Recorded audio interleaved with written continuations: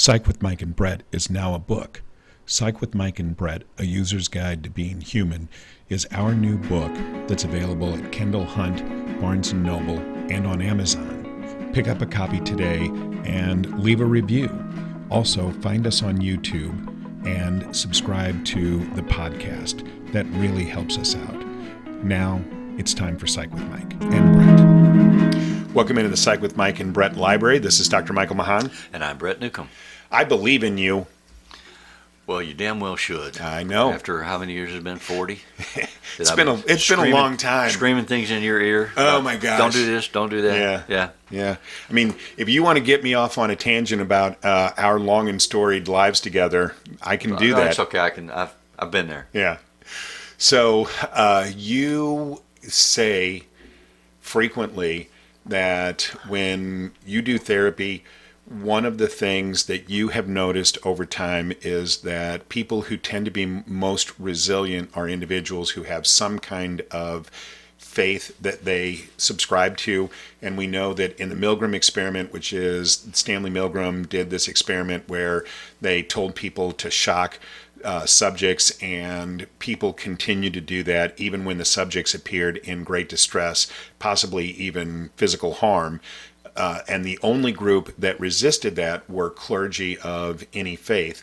And we wanted to talk a little bit about what is that connection for faith and resiliency. Yeah, it's been my observation that clients who've experienced horrible things recover a little bit less exhaustively. Mm-hmm. If they have a faith foundation that sustains them, whether that's a church or a religious belief or some other way of expressing and experiencing it, but if they lean on the belief that there's a universal support of some kind, all-knowing system, whatever, that has a rationale and an explanation for what happened. It's God's will. Mm-hmm. If they believe those things, then they can make leaps of progress quicker than people who don't believe those things. Mm-hmm. And so then I've always been interested in the experience of spirituality and the experience of religiosity. Mm-hmm. What is the difference? To me, the difference is that religion is a definition-driven experience. I am a Protestant, I am a Catholic, I'm a Jew, I'm a Buddhist, I'm a Taoist. These are organized religious faiths that have institutional systems and leaders. Mm-hmm. They often own a lot of property and have a lot of money. They have people that give you guidance on how to live your life, or systems that give you guidance on how to live your life.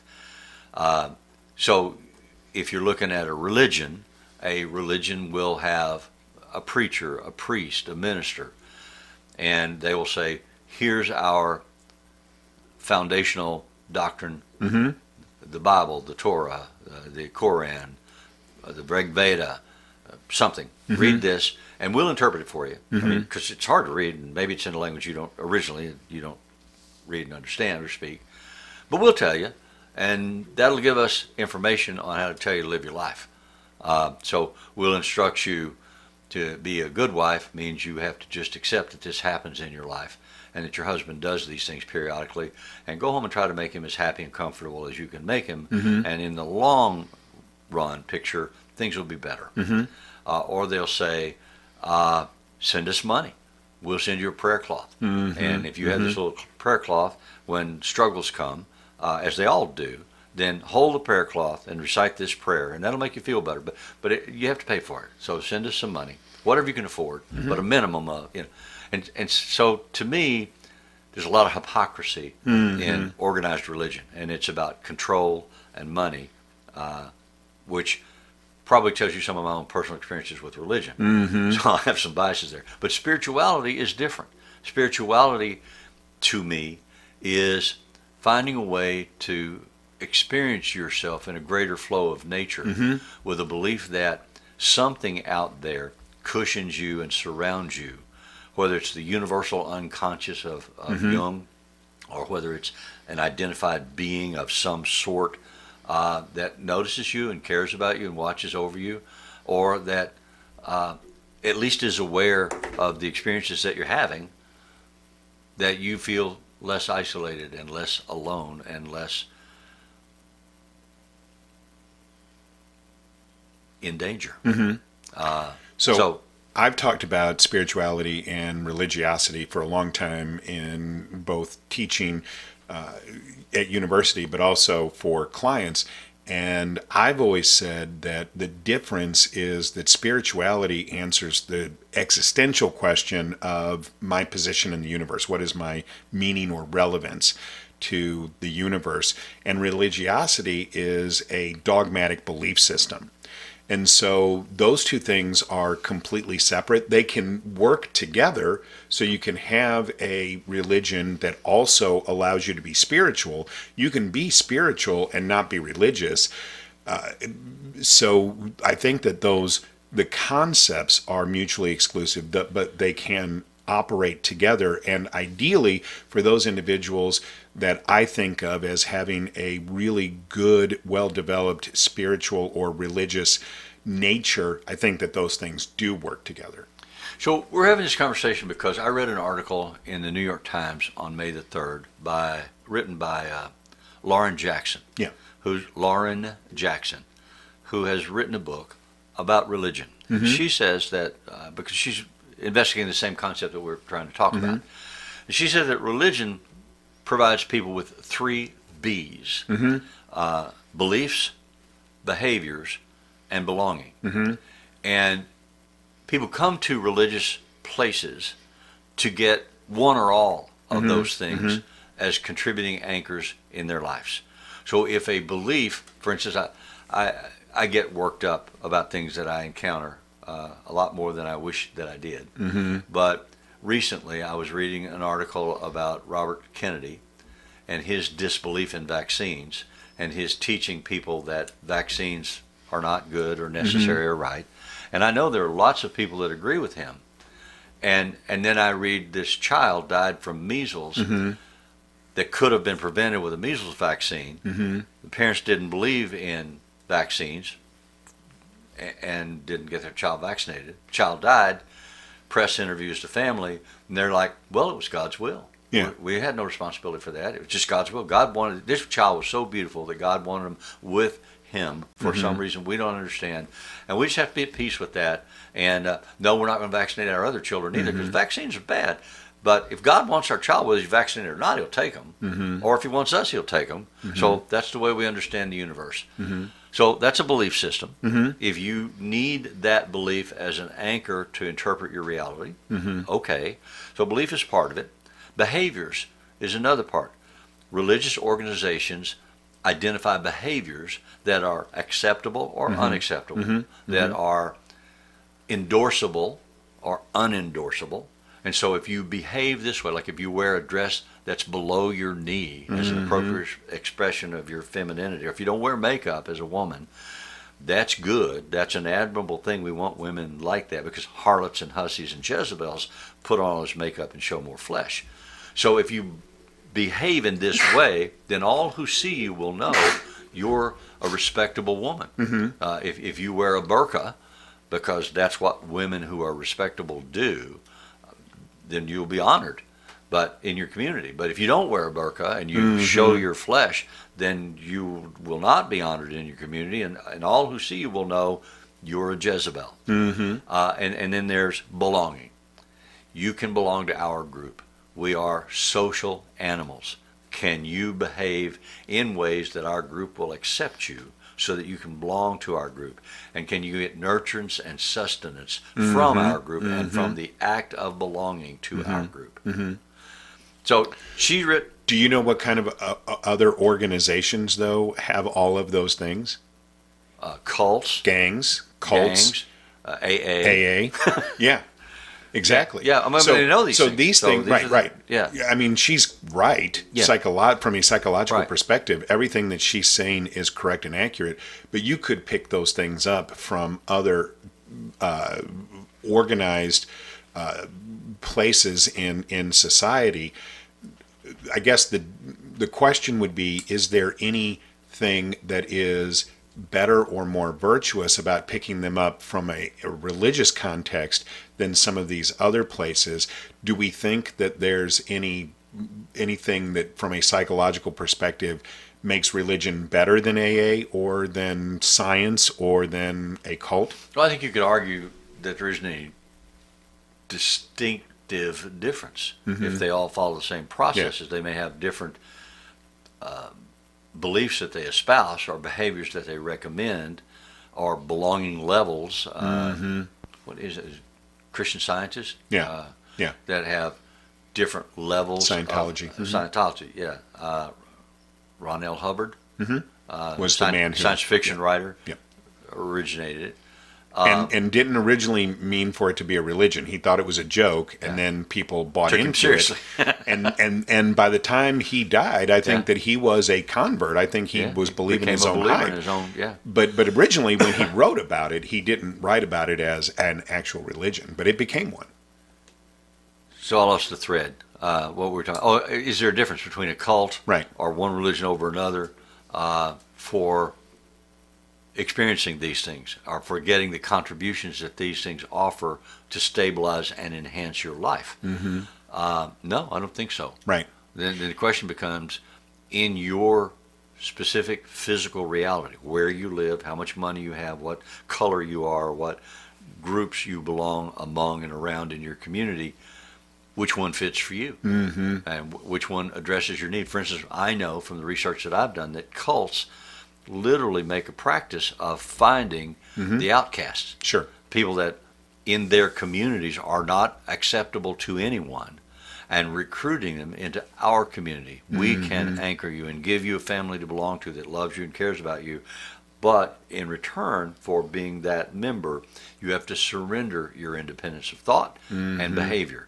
If you follow our behaviors that we tell you, you call Jim Jones father, you marry who Jim Jones tells you to marry, you have sex with whom Jim Jones tells you to have sex with, you turn over all your money and assets to Jim Jones, and he will take care of you. He will put a roof over your head and food in your mouth and tell you how to behave in ways that will make you safe and get you to heaven. And so 1,000 people in the jungles of Guyana did that. I mean, there were others around the world that were part of that system. But when the end came and Jim Jones decided it's time now for us all to go to heaven, we've earned our entrance and the sinners are coming for us, they all committed mass suicide on demand. Or those who didn't voluntarily do it were forced to do it by the security guards that he had, who were also true believers, most of whom then, after everybody else was dead, committed suicide themselves. Not all of them did. But that's a fairly common reality for cults. And there are many examples of cults who have done that, or death cults. Ultimately, the world is a horrible place, and our goal in this life is to earn access to heaven, as we have defined it. And if you follow these behaviors, then at the right time and the right way, according to our leader, we'll all go together. Right. And we'll all be lifted up into heaven and left behind. So if we have these organizations that end up being under the purview of a single individual, I think that there's an incredibly profound possibility of those being abused and bastardized into something that's pretty negative. But overall, it's not surprising to us that people are attracted to them, because it does appear that in our DNA, we have coded in our DNA the need to have belief, to have these behaviors defined for us, and to have belonging.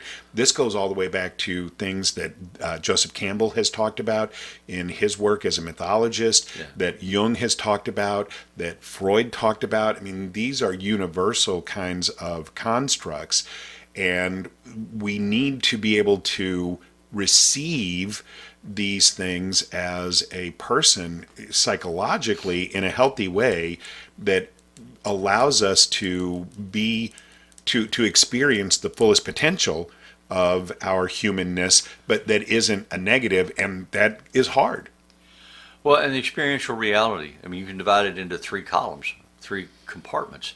belonging. We're social animals, and we need to belong. And so neighbors, family, family, clan, tribe, nation state, the evolutionary history of societies as we understand them, are still with us today. And so you have neighborhoods, and do you know your neighbors, and are you culturally more comfortable in a community of neighbors who know you, even if that means sometimes they look down at you because you have a barking dog, and we don't have that in our neighborhood all the time, and you haven't done anything about your damn dog.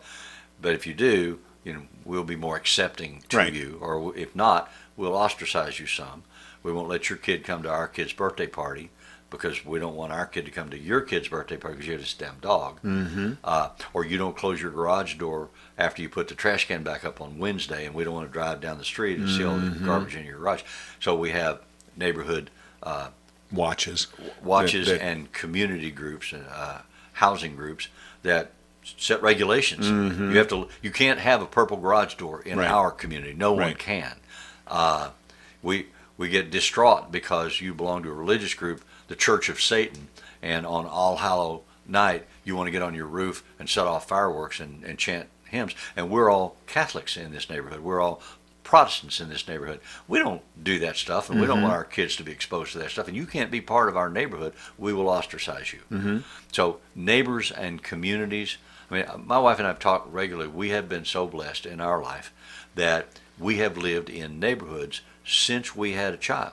And our child grew up in a neighborhood where all the adults in the neighborhood knew our kid, and we were comfortable with those adults. And if they saw our child misbehaving somewhere down the street or around the block, they'd call him out and say, your parents wouldn't be happy with that. I'm not happy with that. Don't behave that way. And he had that community support to reinforce appropriate, acceptable behaviors. And then we moved to a different neighborhood. Same thing happened. We have neighbors that we love and enjoy, and we have conversation, parties with, and hang out, who are similar in their lives to us and their beliefs to us. Even when we disagree, it's politely and affectionately and supportively. That's what communities are all about, and we have a hunger for that as human beings. And to me, the most insipid piece of this is, like, for instance, the adage, blood is thicker than water. Right? People say that, and that means that you are a part of this family no matter what. Even though the family may cause you trauma, you are a part. Like an alcoholic family. Exactly. And so to get that sense of belonging, you have to deal with the trauma that may be imposed by the organization. Or ignore it. And then and whatever those issues then that develop because you've ignored it are they're considered to be aberrations of you, weaknesses of you, because the community still has to have the larger experience. So for me, when I'm talking to clients and I'm helping people process this information psychologically, what I find to be the difficult line to walk is, how do you say to people, go out and choose the organization that's going to provide the 3 Bs for you, but provide them in a healthy way? And I think that's what people are looking. Well, exactly. Yeah. I mean, what if you are, was it Plato or Socrates? Which one of them drank the hemlock? Socrates. Socrates drank the hemlock because his village elders, his community elders said, if you stay in our community, we will cast you out, you must die.